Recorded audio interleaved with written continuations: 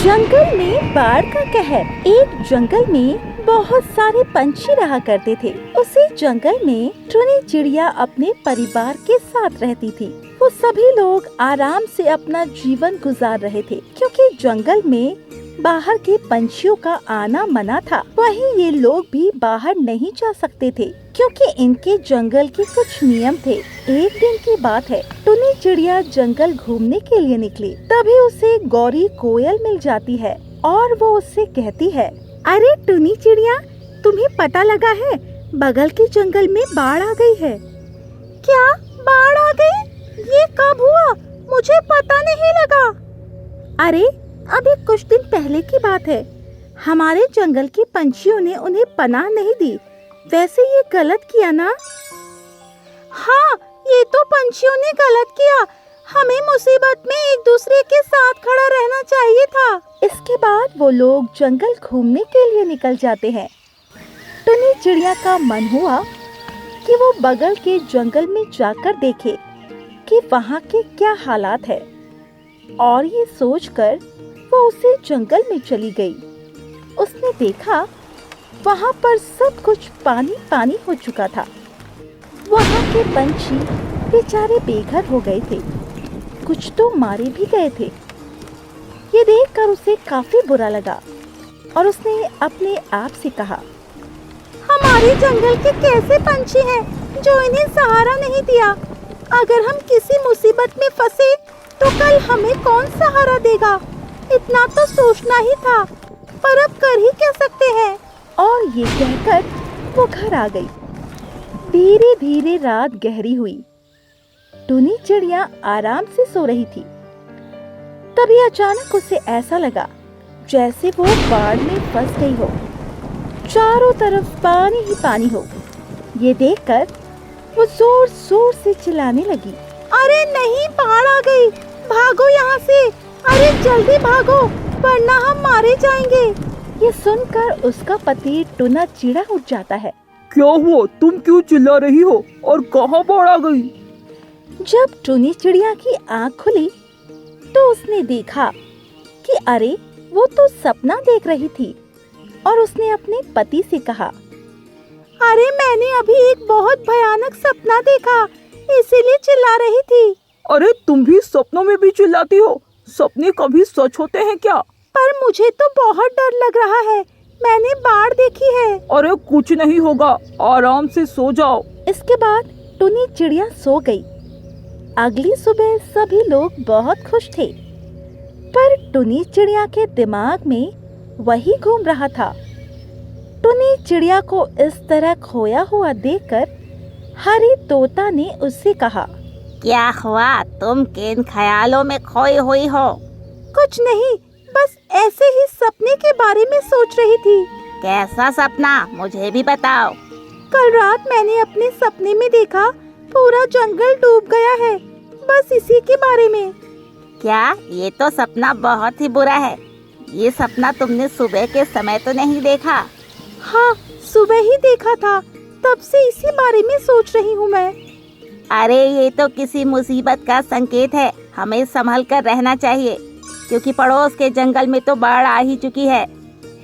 हाँ, मुझे पता लगा, और ये भी पता लगा कि तुम लोगों ने उनकी मदद नहीं की। हाँ, हमें पता है, हमसे बहुत बड़ी गलती हो गई, पर यदि हम उन्हें जंगल में पनाह दे देते तो फिर हम लोग कहाँ रहते। वैसे भी हमारा जंगल इतना बड़ा नहीं है। इसके बाद हरी तोता वहाँ से चला जाता है। इसके बाद टुनी चिड़िया भी घर आ जाती है। समय तेजी से गुजर रहा था और बारिश के मौसम शुरू हो चुके थे। सभी पंछियों ने अपने रहने और खाने का इंतजाम पहले ही कर लिया था, क्योंकि उन्हें पता है बारिश में वो लोग ज्यादा बाहर नहीं घूम पाते हैं। पर इस बार बारिश का कहर पूरी तरह जंगल पर टूटा। पूरे दिन बारिश होती रहती, जिस वजह से पंछी बहुत ज्यादा परेशान थे। और एक दिन बंटी कबूतर ने कहा, लगता है इस बार हमारे जंगल में भी बाढ़ आएगी, इसीलिए इस तरह पानी बरस रहा है। अरे सही सही बोलो, ऐसा क्यों कह रहे हो? अरे मैं भी वही कह रहा हूँ जो दिख रहा है। तुम्हें नहीं दिख रहा है पानी कितना तेज बरस रहा है? कह तो आप बिल्कुल ठीक रहे हो, पर अगर बाढ़ आ गई तो फिर हम लोग कहाँ जाएंगे? वैसे भी दूसरे जंगल में भी बाढ़ का मौसम चल रहा है। हाँ, पर हमें कुछ ना कुछ इंतजाम करना ही पड़ेगा। पर हम सिर्फ भगवान से प्रार्थना ही कर सकते हैं हमारे जंगल में बाढ़ ना आए। वहीं दूसरी तरफ टुनी चिड़िया ने जब इतना तेज पानी देखा तो उसके सामने अपना सपना चलने लगा, क्योंकि उसने भी इसी तरह सपना देखा था। वो काफी ज्यादा घबरा गई और उसने अपने पति से कहा, अजी लगता है हमारे जंगल में बाढ़ आएगी। अरे नहीं, तुम क्यों फालतू की बातें कर रही हो? ऐसा कुछ भी नहीं होगा। अरे आपको दिख नहीं रहा पानी कितना तेज है, और पानी के तेज होने की वजह से पेड़ पौधे टूट रहे हैं, मिट्टी कट रही है। मुझे पता है, भगवान पर भरोसा रखो, सब कुछ सही हो जाएगा। पर जैसा उन लोगों ने सोचा था वैसा बिल्कुल नहीं होता है। पानी का कहर बढ़ता जाता है, जिसके बाद उनके जंगल में भी बाढ़ जैसे हालात हो गए। बाढ़ की वजह से सभी पंछी बहुत ज्यादा परेशान थे, क्योंकि मिट्टी के कटाव से जो पेड़ उसके चपेट में आ रहे थे वो गिरते जा रहे थे। इसी में कालू कौवा का घर भी टूट गया और वो टुनी चिड़िया के पास आता है। जैसे ही कालू कौवा अंदर आया वैसे ही टुनी चिड़िया का पेड़ भी हिलने लगा, उसका घर भी नीचे गिर पड़ा, जिसके बाद वो लोग पानी में तैरने लगे। टुनी चिड़िया और टुना चिड़ा ने जैसे तैसे अपने आप को बचाया, पर कालू कौवा पानी में बहता हुआ चला गया। ये देखकर वो दोनों काफी परेशान हुए। अब हम लोग क्या करेंगे? पता नहीं, दूसरे जंगल में भी पानी भरा हुआ है, वहाँ भी नहीं जा सकते हैं। तो अब कहाँ जाएं? हर तरफ बारिश हो रही है, क्या यहाँ कहीं गुफा नहीं है? इसके बाद वो एक पेड़ पर ऐसे ही बैठ गए, जंगल के हालात देखने लगे। उनके जंगल के हालात भी बहुत बुरे हो चुके थे। चारों तरफ पानी भरा हुआ था, पेड़ पौधे टूट रहे थे। तभी उन्हें किसी के चिल्लाने की आवाज सुनाई दी। दो छोटी छोटी बच्चे चिड़िया के चिल्ला रहे थे। उन्हें देखकर वो दोनों उन्हें बचा कर ले आते हैं और उनसे कहते हैं, अरे बच्चों, तुम्हारे माता पिता कहाँ हैं? वो तो बाढ़ में बह गए हैं। ये सुनकर उन्हें काफी दुख हुआ। इसके बाद वो लोग जंगल पर बाहर आ गए और गांव की तरफ रुख किया। गांव में भले ही पानी बरस रहा था, पर उन्हें रहने के लिए घर मिल ही गया। सभी पंछी इसी तरह गांव की तरफ भागने लगे और गांव के लोगों ने भी उन्हें नहीं भगाया, क्योंकि उन्हें जंगल के हालात पता थे। लगभग 1 महीने की बारिश के बाद बरसात बंद हो जाती है और खूब तेज धूप निकलती है, जिसके बाद पानी सूखने लगता है और लगभग कुछ ही दिनों में पानी सूख जाता है। जब पानी सूख गया तो सभी पंछी वापस जंगल में आ गए। जब उन्होंने जंगल के हालात देखे तो टुनी चिड़िया ने कहा, बाढ़ ने हमारा जंगल बर्बाद कर दिया है, हमें दोबारा से इसे सही करना पड़ेगा। हाँ, हम सब मिलकर जंगल को हरा भरा करेंगे।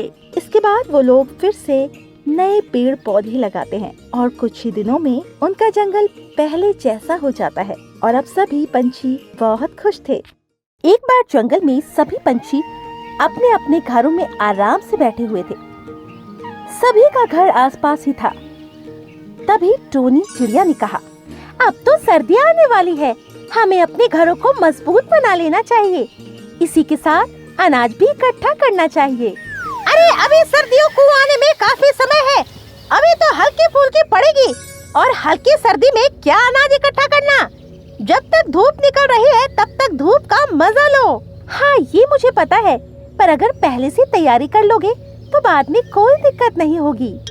तभी वहाँ पर उल्लू आया और उसने उन सभी से कहा, सुनो सुनो, मुझे पता लगा है कि इस बार बहुत ज्यादा सर्दी पड़ेगी, तो तुम लोग पहले से ही अपना इंतजाम कर लेना।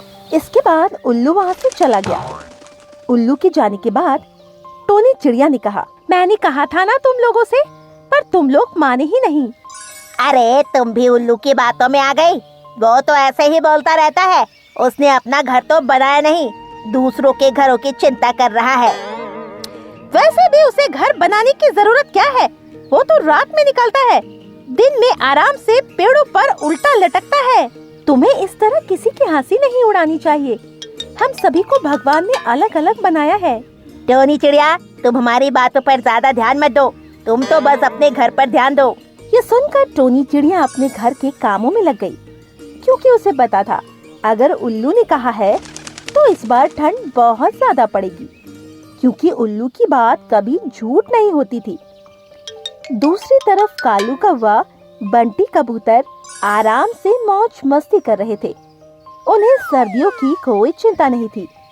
धीरे धीरे समय गुजर रहा था। सर्दियां शुरू हो चुकी थी। एक दिन टोनी चिड़िया जंगल में घूमने के लिए निकली। तभी उसे बंटी कबूतर मिला। टोनी चिड़िया उस समय अनाज ला रही थी, तो उसे अनाज लाता देख बंटी कबूतर ने कहा, तुम तो अभी से अनाज इकट्ठा करने लगी, सर्दियाँ तो पड़ जाने दो ढंग से, कहीं ऐसा ना हो कि सर्दियाँ ही ना पड़े। भाई, मुझे सर्दियों से मतलब नहीं है, मैं तो अपना काम कर रही हूँ। और रही तुम लोगों की बात, तो तुम लोगों का जो मन है वो करो। हाँ हाँ, तुमसे बात करना ही बेकार है, तुम तो बहुत ज्यादा सीरियस हो जाती हो। हर बात को इतना सीरियस लेती हो जैसे उसके सिवा जीवन में कोई काम ही ना हो। इसके बाद बंटी कबूतर वहाँ से चला गया और टोनी चिड़िया अपने घर आ गई। टोनी चिड़िया ने अपना घर बहुत ही सुंदर बनाया था और उसे अनाज से भर दिया। अब चाहे कितनी भी ठंड पड़ जाए, मुझे कोई दिक्कत नहीं। मेरे पास बहुत सारा अनाज और घर है। अब मैं आराम से अपनी सर्दियाँ बिता सकती हूँ। एक दिन सभी पंछी आराम से दिन में खेल रहे थे। रात हुई, सभी सो गए, पर रात में बहुत तेज बर्फबारी हुई। इतनी बर्फ पड़ी कि सभी के घर जम गए। सुबह जब वो लोग उठे तो हैरान थे। वहीं जिनकी घोंसला था, वो लोग तो ठंड की वजह से कुल्फी बन चुके थे। हाय राम, इतनी ठंड, रात भर जैसे तैसे कटी, अभी जाकर लकड़ियाँ लाता हूँ। कालू कौवा बहुत परेशान था, क्योंकि उसने घर ही नहीं बनाया था। घोंसले में रहने की वजह से वो ठंड में बहुत ज्यादा ठंडा हो चुका था। वहीं टोनी चिड़िया खुश थी। चलो अच्छा हुआ, मैंने पहले ही सारी तैयारी कर ली थी। बर्फ में मुझे कुछ नुकसान नहीं हुआ। जब टोनी चिड़िया अपने घर से बाहर निकली तो उसने देखा चारों तरफ बर्फ से जंगल ढका था। सब तरफ सफेद रंग की बर्फ नजर आ रही थी। ये देखकर टोनी चिड़िया बहुत हैरान हुई। अरे, यहाँ तो बर्फ ही बर्फ है। लगता है रात में बहुत ज्यादा बर्फबारी हुई थी। तभी उसे कालू कौवा ठंड में बैठा मिला। उसकी ऐसी हालत देखकर टोनी चिड़िया ने कहा, क्या हुआ कालू भाई? लगता है रात भर ऐसे ही ठंड में बैठे रहे हो। हाँ, तुम बिल्कुल ठीक कह रही हो। रात में बहुत ज्यादा बर्फ पड़ी थी। वहीं मेरा घर भी नहीं बना था। मैंने तो तुमसे पहले ही कहा था घर बना लो, पर तुमने मेरी बात कहाँ मानी। हाँ, तुमने ठीक कहा, पर आज तो मौसम अच्छा है। मुझे नहीं लगता है कि अब फिर से बर्फबारी होगी। जैसे तुम्हारी इच्छा, मुझे तो समझाना था सो समझा दिया। वो बंटी कबूतर लकड़ियाँ लेने के लिए गया। उसने लकड़ियाँ ली और घर आने लगा, पर तब तक बहुत तेज धूप निकल आई। धूप देखकर उसने कहा, अरे धूप निकल आई है, अब इन लकड़ियों का क्या काम? ऐसा करता हूँ, इन्हें घर में ले जाकर रख देता हूँ। जब फिर से बर्फबारी होगी तब इन्हें जला लूंगा। इसके बाद घर में रख दिया, पर उसने अपना घर नहीं बनाया। वो लोग उस दिन आराम से पूरे दिन धूप में रहे। कालू कौवा बिल्कुल ठीक हो चुका था। शाम हुई, सभी अपने अपने घरों में चले गए। कालू कौवा, बंटी कबूतर फिर से अपने घोंसले में बैठ गए। उन्हें लग नहीं रहा था कि बर्फबारी होगी, पर जैसे ही रात गहरी हुई, बर्फबारी शुरू हो गई। अरे, ये क्या हो गया? फिर से बर्फबारी होने लगी। हाँ कालू कौवा, तुम बिल्कुल ठीक कह रहे हो। मैंने कुछ लकड़ियाँ रखी हुई है, उन्हीं को जला लेता हूँ। इसके बाद बंटी कबूतर ने उसी समय लकड़ियाँ जलाई, पर उससे उन्हें ज्यादा राहत नहीं मिली, क्योंकि बर्फबारी काफी तेज हो रही थी, जिस वजह से आग बुझ जाती थी। अरे, ये आग तो हमारी ठंड दूर ही नहीं कर पा रही है। अब हम क्या करें? अब आज की रात तो हमें जैसे तैसे काटनी ही पड़ेगी। तुम्हारे पास कोई और दूसरा रास्ता नहीं है। ये सुनकर कालू कौवा बड़ा दुखी हुआ। तभी उसे टोनी चिड़िया की याद आई और उसने बंटी कबूतर से कहा, क्यों ना हम लोग टोनी टोनी चिड़िया से मदद मांगे, वो हमारी मदद जरूर करेगी। ठीक है, चलो हम लोग टोनी चिड़िया के घर चलते हैं। इसके बाद वो लोग टोनी चिड़िया के घर गए और उसका दरवाजा खटखटाने लगे। दरवाजे की आवाज सुनकर टोनी चिड़िया ने दरवाजा खोला तो सामने बंटी कबूतर और कालू कौवा थे। क्या हुआ तुम लोग इस समय और यहाँ? बाहर बहुत ज्यादा बर्फबारी हो रही है, घोंसले में हमारे बर्फ जम गई है। क्या तुम हमें अपने घर में पनाह दे सकती हो? हाँ हाँ, अंदर आ जाओ ना। इसके बाद वो दोनों अंदर आ गए।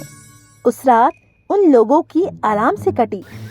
अगली सुबह वो लोग फिर चले गए, पर उन्होंने अभी भी घर नहीं बनाया, जिस वजह से टोनी चिड़िया परेशान थी। अरे ये लोग अपना घर क्यों नहीं बना रहे, जबकि इन्हें पता है बर्फबारी अभी रोजाना हो रही है। वही फिर से आज रात बर्फबारी हुई। वो दोनों फिर से टोनी चिड़िया के घर में शरण मांगने के लिए आए। टोनी चिड़िया ने भी मना नहीं किया, पर अब तो धीरे धीरे करके वो लोग ऐसा ही करते थे, जिससे टोनी चिड़िया परेशान हो चुकी थी। मुझे इन्हें सबक सिखाना ही होगा। ये लोग आलस की वजह से अपना घर नहीं बना पा रहे हैं और मेरी मदद का गलत फायदा उठा रहे हैं। अगली रात जब तेज बर्फबारी हुई तो कालू कौवा ने कहा, चलो चलो टोनी चिड़िया के घर में चलते हैं, हमारी ठंड उसी के घर में आराम से बीतेगी। हाँ हाँ, चलो चलो, वैसे भी वो हमें मना नहीं करेगी। इसके बाद वो लोग टोनी चिड़िया के घर गए और दरवाजा खटखटाने लगे, पर टोनी चिड़िया ने दरवाजा नहीं खोला। इस पर वो दोनों काफी परेशान हुए। अरे दरवाजा खोलो टोनी चिड़िया, हम लोग बाहर खड़े हैं। खड़े रहो, तुमने क्या मेरा घर धर्मशाला समझ रखा है? 1 महीना होने को आ गया है, पर अभी तक तुमने अपना घर नहीं बनाया। टोनी चिड़िया, हम कल ही अपना घर बना लेंगे, तुम दरवाजा तो खोलो। नहीं, मैं दरवाजा बिल्कुल नहीं खोलने वाली हूँ। इस तरह टोनी चिड़िया ने दरवाजा नहीं खोला और पूरी रात बर्फ की बारिश में वो खड़े रहे, जिससे वो बुरी तरह ठंडा गए। इस तरह उन्हें अच्छा सबक मिल गया। अगली सुबह उन्होंने अपना घर बना लिया। वहीं ये देखकर टोनी चिड़िया बहुत खुश हुई। तो दोस्तों, इस कहानी से हमें यही शिक्षा मिलती है कि हमें कभी भी दूसरों का ज्यादा फायदा नहीं उठाना चाहिए, क्योंकि अगर आप किसी का फायदा उठाते हैं तो आपको एक ना एक दिन मुसीबत का सामना करना पड़ सकता है।